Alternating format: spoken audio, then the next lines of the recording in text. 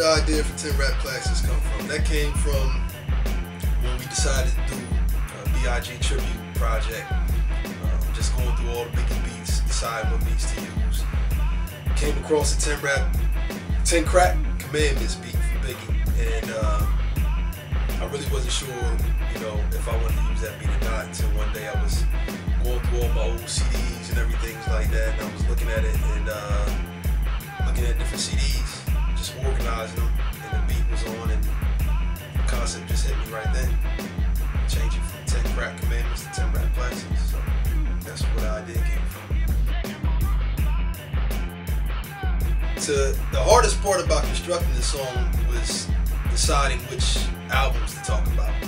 So that took the longest. Once I got that down, actual writing the song probably only took, you know, 20 minutes to a half an hour maybe, to really match his flow.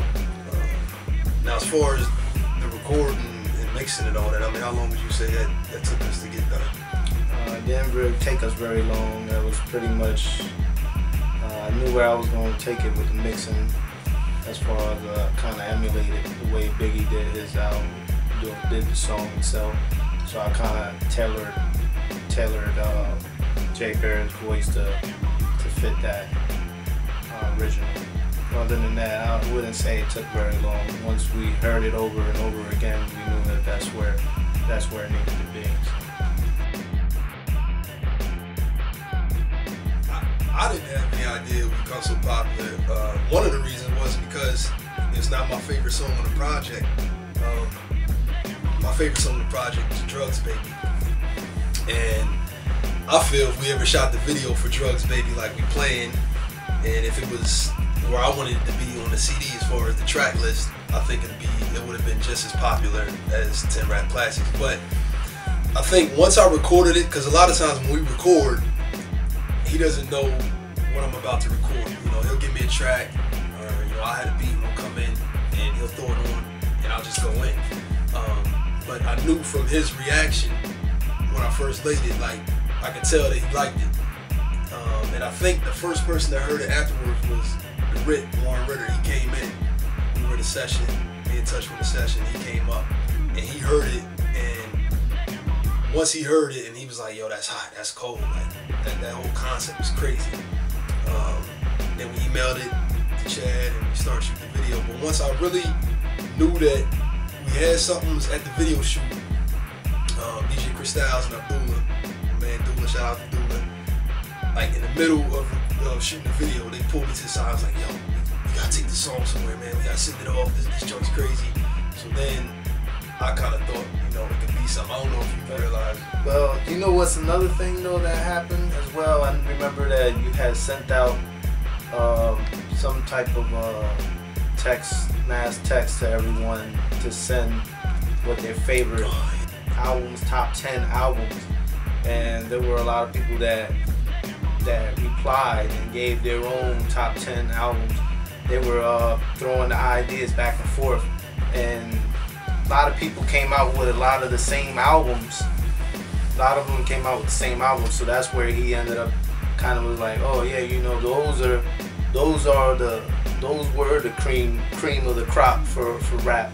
It ended up coming more and tied into what the song was, and that's where I knew that the song was gonna be big, because of so much of the response that we receiving towards it. The concept for the video that came from Chad Scott, and mainly Chad Scott and Michelle G of Green Sky Films. They kind of collaborated on it for the most part. I had some input. Andre Fountain, he had some input as well. But it was mainly those two that really collaborated and came up with the concept.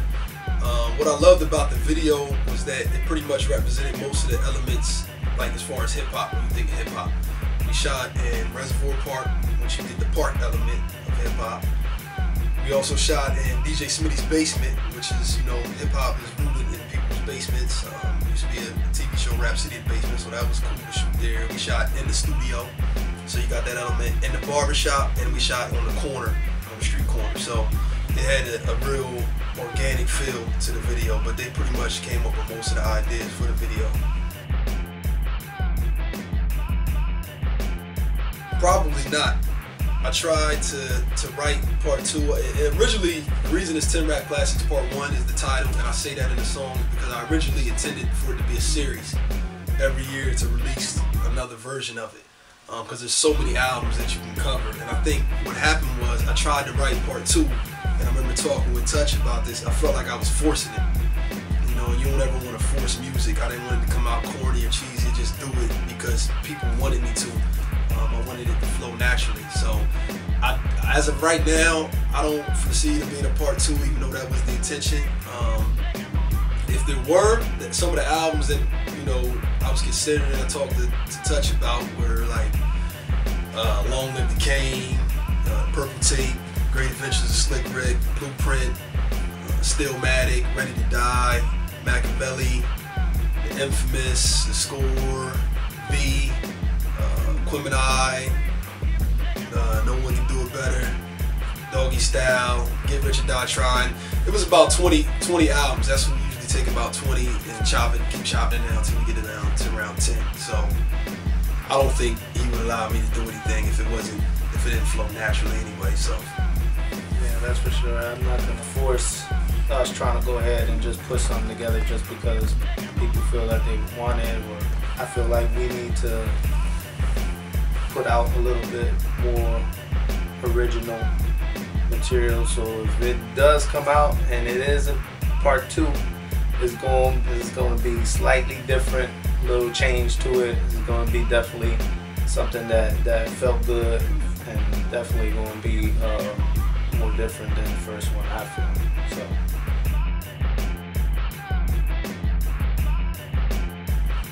let's see, the song.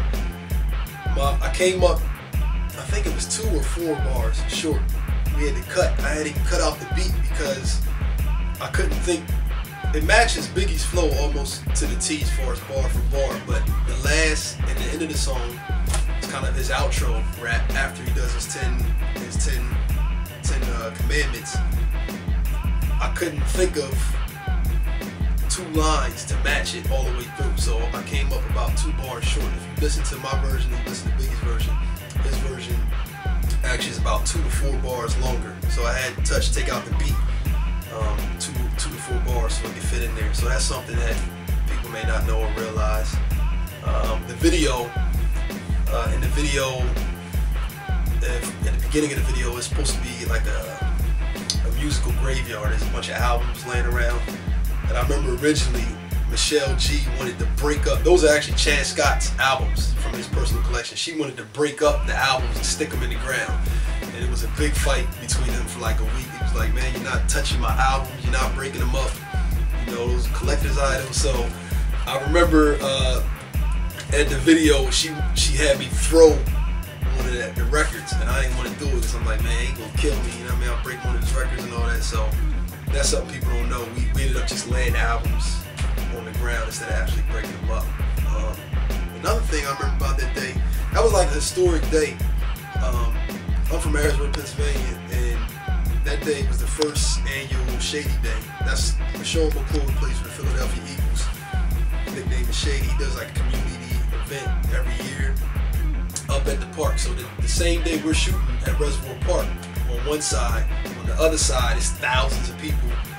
There's a basketball tournament, giveaways for kids. I think Jeremy Macklin was up there that day. Drew Rosenhaus is Asian, of course, and Sean McCoy was there. Yeah, it was, yeah, for Laugh Ass. So it was a lot of people there. Later on, Jadakiss was in town that night. The beginning of Doghouse, an independent movie called Doghouse.